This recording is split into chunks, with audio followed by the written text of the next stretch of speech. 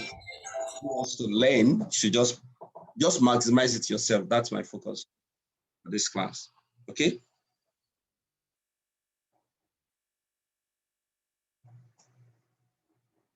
But I hope you are getting the explanation so far. Yes, I am. Okay, so let's just take it gradually like that, and we'll move on. So welcome back after the timeout. Unfortunately, there is no advert. Okay, so let's proceed. Intellectual. Yes. Okay, so now we want to look at bond breaking and bond formation. Bond breaking and bond formation. Now, it is very key for me to lay the foundation and say that chemical reaction is usually accompanied by both bond breaking and bond formation. So when we look at this, we'll now do a slight change to your energy level profile diagram. Every chemical reaction you see involves bond breaking and bond formation. Bond breaking and bond formation. Every single chemical reaction involves bond breaking and bond formation. Okay, so when you say bond breaking is endothermic reaction, so just put the fundamentals here. Bond breaking, okay, equals to endothermic reaction.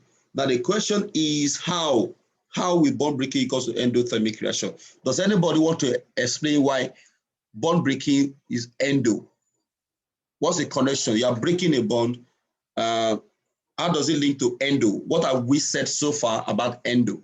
Anyone? It requires energy to break the bond. Okay, it requires energy to break the bond. That means endothermic means you are internalizing, absorbing, swallowing, consuming energy. So if bond breaking consumes energy, then it is an endothermic reaction. So bond breaking is endothermic reaction. So, and bond formation, okay, will be an exothermic reaction.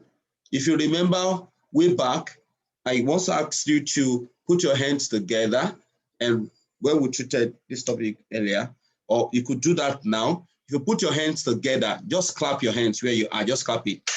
Don't say it's childish, just clap. Listen to the prof talk, just clap. I'm not hearing people clapping. Good, thank you. Okay, so if you put your hands together, that is formation. Formation. Did you heard a sound came out? That is sound energy. So that tells us that when things come together, energy is released. It's as simple as that. When bond is formed, energy is released. It's like you are trying to build something. You are building an empire. You are building a business. You are building a career. Anything you are building, it takes energy away from you. You are building your academic success. You are building your grade. It takes energy. Okay? So now, if we put your hands together and energy is released, that means when chemical substances come together, energy is also released. So bond formation is an exothermic reaction, meaning that energy is Energy is released. Energy is released. Now, how do we connect this to a full chemical reaction? Look at the example I have here. We have a reaction between hydrogen plus what? Hydrogen plus chlorine, right? To give us hydrogen chloride. Well, remember your covalent bonding. Your hydrogen covalent bond has two bonds, two electrons between, that's a bond. The same thing with your chlorine to another chlorine. This is a chlorine molecule. this hydrogen molecule. So you have two hydrogen atoms, two chlorine atoms in one chlorine molecule. Then this is HCl. So you have these two. So we're simply saying that this is what happened before a chemical reaction will take place. These are the reactants. Okay, you have the reactants. Okay, of course, this is your product.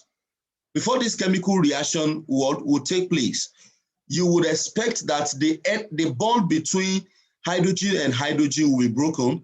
The bond between chlorine and chlorine will be broken. So if you break the bond, then you have the atoms will be individual. Atoms will be individual, one by one, individual atoms. So they are broken and shattered here. Then on the product side, they are going to recombine. They will recombine on the product side. So you have your hydrogen, as many that are available, combining with what? New chlorine atom to form HCl. So we are simply saying that on the reactant side, we have bond what? Bond. It's a bond breaking process. While on the product side, you have what? Bond formation. Okay, reactant side, bond breaking, product side, bond formation. Okay, so I hope you got it to this point. Now, the next thing is this. So if a chemical reaction, okay, involves both bond breaking and bond formation, how come we now decide to tag a particular reaction exo or endo? Let me reiterate that. I'm playing the devil's advocate now. Asking the question on your behalf. If a reaction involves bond breaking, which is endo, okay, and bond formation, which is exo, then how come we call a particular reaction, oh, this is an endothermic reaction? Or we look at another one and say, oh, this is an exothermic reaction. How come a reaction could be overall tagged endo or what? Exothermic reaction. So I will use my next slide to explain that to you. Okay, so let's look at what that means here. So we have been able to see that a reaction involves both exo and what? And endo. So for this particular reaction, let's assume you saw it in textbook or question paper, and they wrote, I'm just going to write an hypothetical value. Okay, so they wrote it like this, and they balance the equation, and they say delta H, which means that the enthalpy change is minus, let's just say minus 100 joule. This is just an hypothetical value, not exact value, minus 100 joule. So what can we say of this? Number one, we can deduce from this value, from this sign, that this is an exothermic reaction. So then it's like it's confusing basically if we have said that, okay, for example, if we put something represent, okay, good. If you look at this, okay, I have a pinball, I have a yellow pinball ball and a what? A white table tennis ball in the park here. Now, I told you this is yellow, this is white. Then later I lift it up and I'm telling you that this is white. You'll be asking me how come, but you told me it was yellow and both white together. Now you're saying this one represents white. Now I could say this represents white if, for example, I have 1,000 white balls and just 2 yellow balls. Then I will say, okay, this pack is white. Are you guys getting that? If at another time I have 1,000 yellow balls and I have just 1 white ball, then I will say this is what? This is white. Okay, if you have a white, they ask you to wear a white shirt to school, and you have a white t-shirt like this, but you have just 1 black dot, maybe on your chest, 1 black dot. It's still a white shirt, right? Because the white is far, far more than the black. The black is just negligible. The same thing happens here. If I say this reaction is an exothermic reaction, what we are simply saying is that the exothermic part of this reaction is far, far more than the endothermic part. We have said that your reactant, you have endothermic process in the reactant, and in the product, you have what? Exo. Because in the reactant, you have bond what? Bond is broken. Okay, you have bond breaking in the reactant. While in the product, you have bond what? Bond formation. Okay, so what that simply means is that if, for example, to break this bond, I used to break the bond, let's assume that I used let's say 50 kilojoule, 50 joule of energy. I absorb 50 joule of energy to break that bond. Okay, now when the bond is now formed, because bond formation will release energy too, and I just found out that 150 joule of energy was released, heat energy was released. So at the end of the day, overall, if you absorb heat energy, absorption is added to you, so it is positive. You're absorbing it. Now, heat energy that you lose will be negative because you are losing it to the surrounding. It's negative. Now, let's find the difference between these two guys. The difference will be what? Minus what? 100 joule. You can see that. So that tells us that the heat energy released is more than the what? The heat energy absorbed. Meaning that you borrow $50 billion, $50 billion to start a business. But at the end of the day, you were able to make, okay, $150 billion. So at the end of the day, we'll say your business is what? Profitable.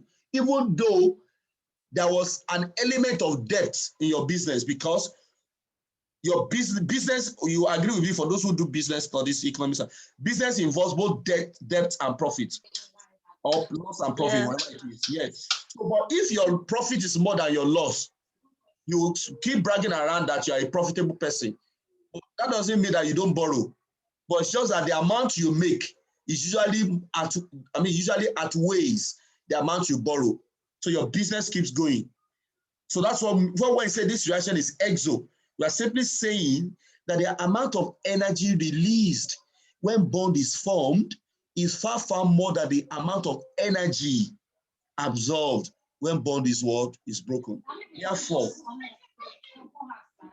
anybody want to ask a question? Yes, please. So for bond breaking and for bond formation is in negative form, while bond breaking is in positive form. Yes. Yes. Okay. Because bond formation, okay, is exothermic. Exothermic is identified by, exo means you are losing it. So it's negative. But endo means you are gaining heat energy. You are absorbing it. It's an addition to you. So it is positive. Do you get that? Mm-hmm. Hello? Did you get that? Okay, if you're not talking to me, you may want to mute yourself. Thank you. So I can have a smooth, ride. Good. So that is it. So I just need you guys to keep thinking and reflecting and ask questions about the area of confusion. Because if you look at this, we are saying endothermic is plus now, but when we come to temperature, we'll say it's a decrease in temperature. Please note that. Exothermic is negative. It is increase in temperature. I've said that earlier. Okay, good. I've said that earlier. Good. So let's now proceed. So I've explained this. Let's proceed and look at another example. Another example that may be endo. Maybe, yes, another example that is endo. So to understand that. So let me look at a decomposition reaction, for example. Let's say, okay, decomposition reaction of ammonia. Ammonia gas, if it breaks down to nitrogen and what? And hydrogen. Okay? Please mute yourself or I automatically remove you. Thank you. So, except you want to ask question, please. If you want to ask question, you are free. Or mute and ask me. At any point, just stop me. Just talk and ask question. Okay, so we can balance this reaction. Yes, that is 3. So if you look at this reaction, if I say delta H equals to positive, just permit me, I'm just choosing any random value, plus 50 joule, it means that this reaction this reaction is what? An endothermic. So how am I tagging a reaction endothermic when I'm aware that a single reaction involves both bond breaking and bond formation? You know, we said earlier that on the reactant side, what do you have? You have bond what? Bond breaking, okay, which is what? Endothermic. And on the product side, you have bond what? Bond formation, which is what? Which is exo. So if that holds, then how come we're not saying this reaction is an endothermic reaction? So the same explanation goes for it. Because if you look at this ammonia, this is ammonia. All the bonds are here. So what happened is that we are going to sever this bond. We are going to break the nitrogen-hydrogen bond, split it, split this guy, split it, such that at the end of the day, you have hydrogen and nitrogen will be alone. You have millions of it. They will be individual atoms. Then they will recombine on this other side again, such that nitrogen will now look at nitrogen combined with it. Then hydrogen, okay, will also look at what? Hydrogen and combine with what? Hydrogen. So basically, based on this, I have 3 of these form and 1 of these. So here we have bond what? Bond formation. So let's assume the overall reaction is 50 joule. That simply means that we possibly absorb 100 joule of energy. We'll borrow 100 joule. So that is positive. But when we are finished with the business of chemical reaction, we're able to produce 50 joule that we're able to release out to our creditor. We are releasing it out to the surrounding 50 joule. So at the end of the day, if you look at the difference, we are still going to be owing what? Plus what? 50 joule. So that means this reaction is what? Endothermic what? Reaction. The amount of heat energy absorbed, borrowed, okay, was far, far lower than was higher than the amount of what? Energy was released when the bond is what? Bond is formed.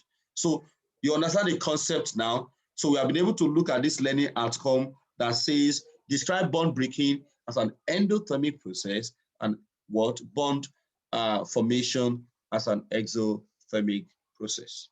Okay, so why I look at this reinforcement of the idea there, I'll give you like 30 seconds to just look at this, internalize it, get endothermic about this, internalize it.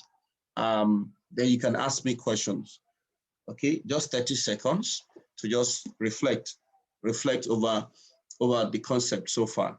Then I will proceed. Okay.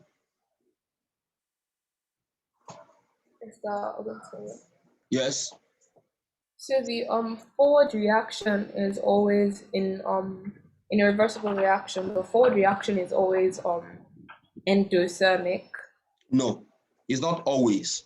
If I have a reaction like this, let's say A plus B, okay, if it's a reversible reaction, and it give me C.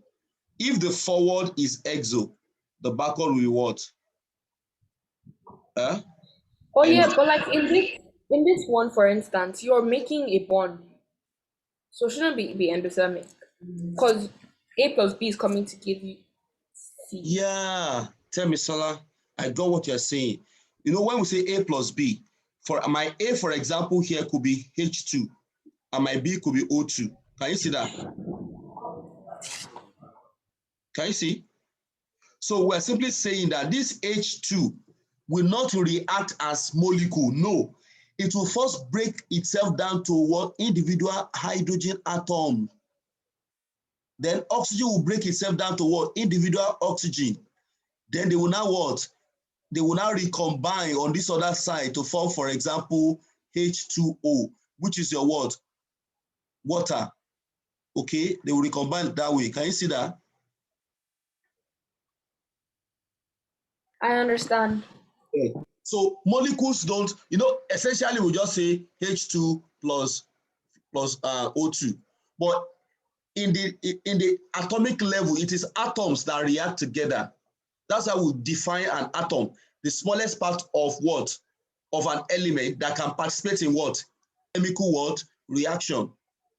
Your molecule is too big to combine with another molecule. So we are saying, okay, even though it is H2 plus O2, because oxygen and hydrogen exist naturally as gases and they are molecule, diatomic. But when the reaction wants to take place, there must be isolation. It is atoms that combine together. So your H2 breaks down to its atomic level. O2 breaks down to its atomic level. In fact, by the time you get to IB or advanced level, even if I have something like sodium plus what? Oxygen, because somebody might tell me, okay, I understand that this will break it to the various oxygen. Then what would this guy break to? Somebody will say that, what would this guy break to? Okay, so we usually have what we call atomization and ionization, because this may be sodium really. Don't forget that sodium, even though we don't represent it as Na2, it is sodium metal. And in metallic bonds, you have a lot of sodium combining with another, held together by what? Metallic bonding. Hope you guys are with me. So each of these atoms will break out of the metallic bond to form an atom. It is called atomization. We call it enthalpy change of atomization. But that is a bit higher than what? IGCSE. Okay? So it is atomization. So the summary you need here is that for chemical reaction to take place, your reactant what? Breaks down to individual atoms. Then they recombine to form what? To form product. Okay, I understand. Thank you, Barry. Any other question? That's a brilliant question to ask. Okay? Yeah, any other question?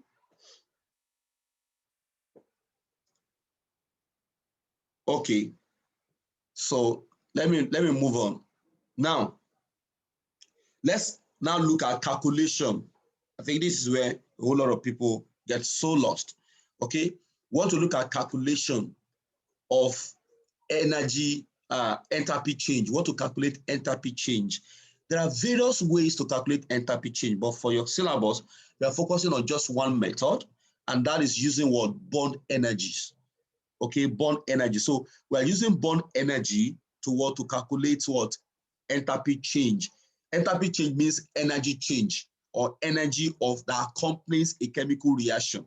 The energy that is either released or absorbed when a chemical reaction takes place. Okay, that is your enthalpy change. So we say we want to calculate enthalpy change using what? Bond energy. So that our focus now is calculating enthalpy, okay, enthalpy change, calculating enthalpy change. Hey, Kaka, I'm in class. Kaka, I'm in class. Thank you.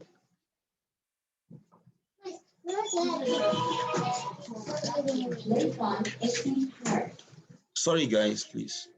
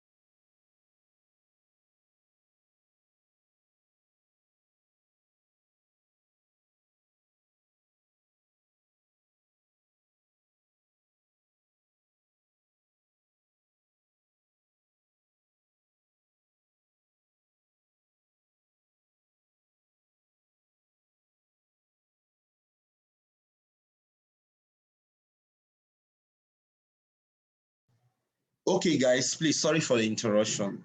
Okay, so calculating enthalpy change using bond what? Bond energy. Using bond energy. So if you are using bond energy, the first thing is you must be able to define what the bond energy is. Now, bond energy simply means the energy, okay, needed to break bonds, or energy released when these bonds are formed, okay? And the unit is kilojoule per mole. So you notice that your bond energy does not have positive or negative. It depends on the direction you are going. It's just like you talking about upper fixed point and lower fixed point. So if I say a boiling, my upper fixed point, boiling point, could also be my condensation point. In fact, for water, water will boil at 100 degrees Celsius, and it's still going to start condensing at what? From gas downward at that same temperature. Water will melt at 0 degrees Celsius, and it starts to freeze at 0 degrees Celsius. So when it comes to bond energy, there is no positive or what? Or negative, okay? But just know that bond energy is the energy released or energy absorbed when a bond is formed or what? Or broken. So to use this to calculate your bond energy, what you are basically going to do is, let's assume that I have an example. Let's say H2 and O2 reacting to form 2H2O, okay, to form water here. What's going to happen is that you must be able to remember your covalent bonding properly. You must be able to tell, because sometimes they won't draw it for you in the exam. You must be able to tell the exact type of bond that is in a molecule or a compound. Otherwise, you'll get the question wrong. Okay, so my hydrogen now this is the covalent bond there. So I need to know the exact amount of bond that is broken, because you'll be given a table like this in the exam. Okay, a table, you don't need to memorize it, please. The table shows you the power or the strength. Yes, that's the word I'm looking for. It shows you the strength of what? Of each type of bond. So for your hydrogen to break it, it is 436 kilojoule per mole for you to break 1 mole of this. So in the exam, they will give you this value. You just need the value to do your calculation. But your own focus is, number one, you must be able to draw the covalent bond for each of your what? Compound or molecule given. For oxygen, a student might want to do like this for oxygen. If you have done this way, you absolutely be wrong, because oxygen is what? Who want to answer? What bond will be between the oxygen molecule? Anybody? A double bond. Double bond. So you can see where your knowledge of covalent bond comes here. If you miss that, then your calculation will be wrong. Therefore, your water too, you must be able to draw. So, okay, for my water, I'm going to be having this, right? Okay, so what is simply 2 here simply means you have 2 of these. You can draw it 2 times again, okay, to be sure. So I have 2 of this form. Then here I have 2 of my what? Hydrogen, but 1 of my oxygen. You can see these 2 value. Means I'm drawing 2 times. So what that simply means is that don't forget where we started from. On this side, it is bond wall broken. So that means you are going to calculate all the bonds that are broken, calculate all the values of the bonds that are broken. So here you have values for bond breaking, values for what? Bond breaking. So my BB, let me call it BB, bonds broken, BB. Then on this other side too, how many bonds were formed? You have a bond formed between oxygen and what? Hydrogen. It's a single bond. So let's calculate, let's count the number of oxygen to hydrogen bond formed. We have 1 here, we have 2, we have 3, and we have what? We have 4. You can see. So I have 4 oxygen to hydrogen bond formed here. So I will also calculate all the values. I'll calculate the value for what? For bond what? Formed, BF. Values for bond formed, BF. Okay? So when I calculate the value for bond formed, then don't forget that your bond energy does not have positive or negative. You are the one that will slot it in depending on where you are. So if, for example, I go to my table here and I look at this, hydrogen to hydrogen 436, because I am putting the 436 on this side, which is the reactant side, is going to be plus 436, because bond breaking is endothermic, and endothermic is what? Positive. Oh, is somebody getting that? Bond breaking is what? Breaking is positive, endothermic, and endothermic is positive. So, but in my table, my energy is just without, it's just a scalar quantity here. It's not vector, no direction. just only magnitude, 436. So I go back, I'm the one that will put in my what? My positive there, because it is endothermic. Okay, so if I come to this particular side, oxygen to hydrogen. Oxygen to what? To hydrogen is, if I check the table, oxygen to hydrogen, let's check it. Do I have oxygen to hydrogen? Okay, not in this particular value. So if I have a value for oxygen to hydrogen, all I need to do is to what? Is just put a negative before it, because it is what? Bond formation. On this other side is bond formation. I can divide it into two like that. So this side is bond formation, while this side is what? Is bond breaking. Okay, so let's look at a typical question and let's apply that. Example one. Example one. You may want to try it on your own. You can work faster than the rest of us. Okay, then you get your answer. You can compare your answer with us. So if you are okay with this topic, just go ahead and do your calculation. Tell us your answer. Then others who are not too strong in this topic can just flow with me. Okay, then you compare your answer with those who have gotten the answer with us together. If you have your calculator with you, your machine, you can just bring out your calculator. Let's calculate. Okay, the question here says that we should calculate the energy of the reaction. Energy of this reaction. Oh, that's our X here. Energy of this reaction using what? Using bond enthalpy. So don't forget, the reaction we have here is hydrogen plus what? Plus chlorine to give us 2 what? 2 HCl. They say we should find the bond enthalpy. The bond enthalpy.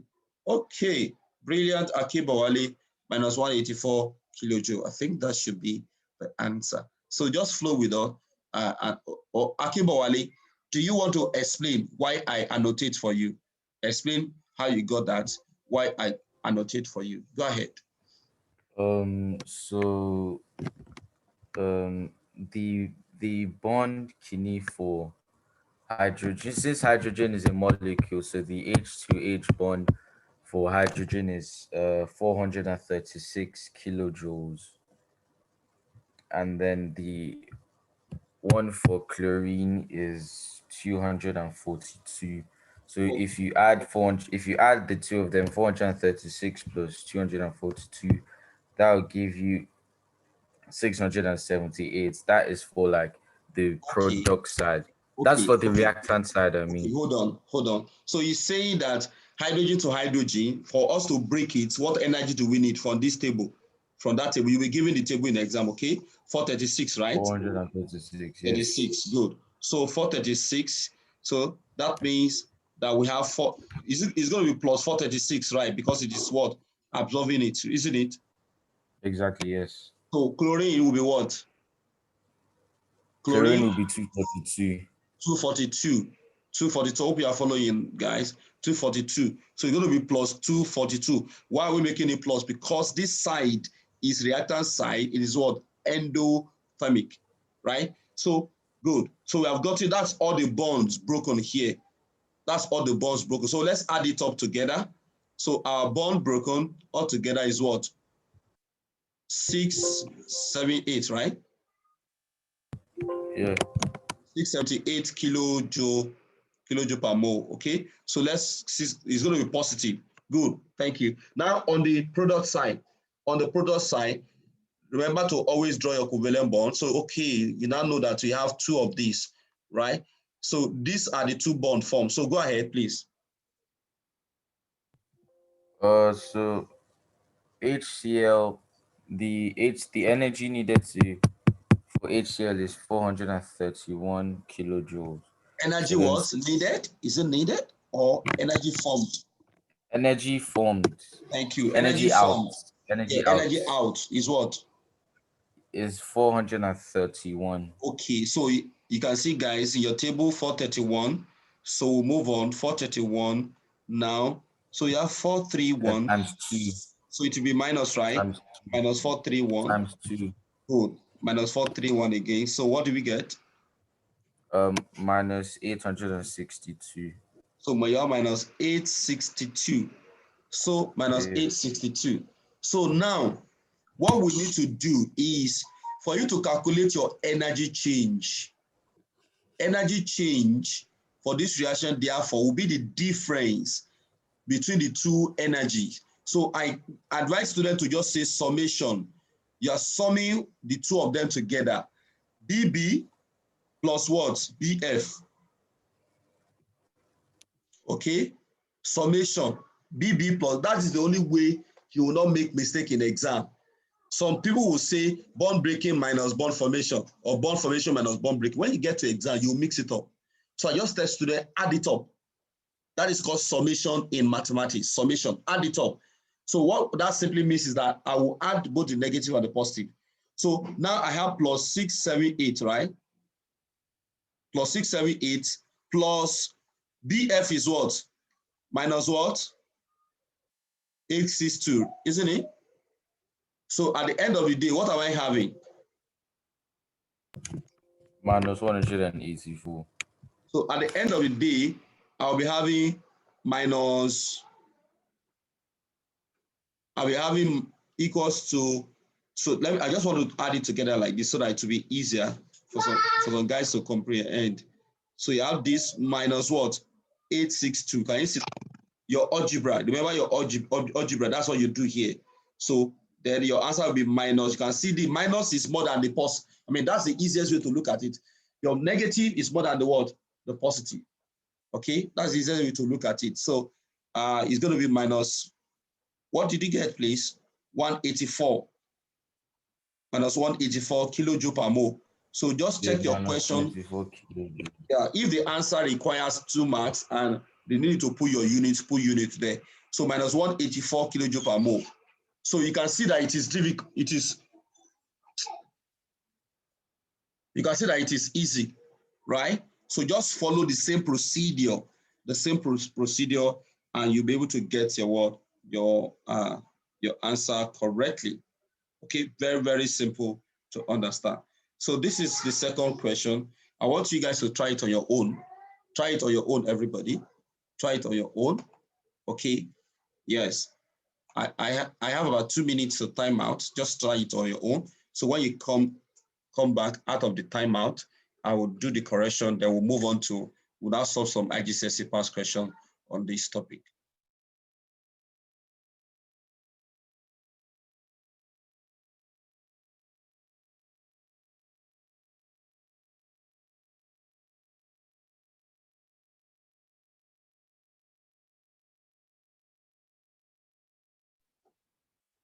Okay, keep at it, guys. Keep at it, keep at it, keep trying. Try it out, try it out, try it out.